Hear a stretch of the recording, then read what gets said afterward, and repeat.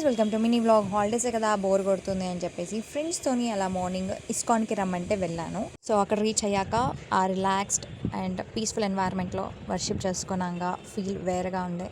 So చాలా బాగా అనిపించింది. అలా టైం స్పెండ్ చేసేసి ముస్రాంబాగ్ నెక్స్ట్ గెలీరియా మాల్కి స్టార్ట్ అయ్యాము.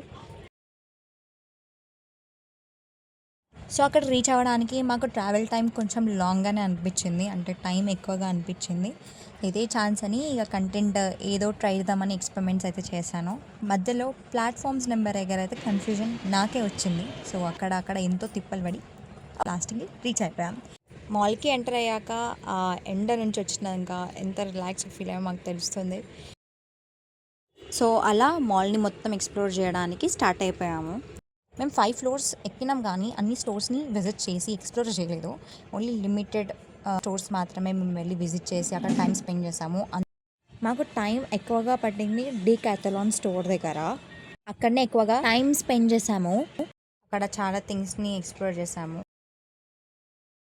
నా ఫేవరెట్ సెక్షన్ దగ్గరికి వచ్చేసి చాలా లిమిటెడ్ టైంని స్పెండ్ చేశాను ఇక్కడ నేను.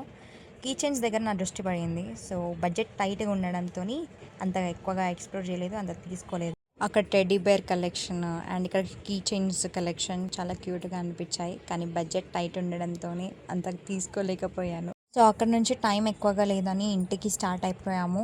ముందే సమ్మర్ కదా, హైడ్రేట్ చేసుకోవడానికి కొంచెం షుగర్ కేన్ జ్యూస్ తాగాము. చాలా థర్స్టీగా ఫీల్ అవుతుండే. అలా మస్తీతో నడుచుకుంటూ బస్ స్టాండ్ వరకు వెళ్ళి అక్కడ నుంచి ఇంటికి స్టార్ట్ అయిపోయాము. That's all for today. See you all next one.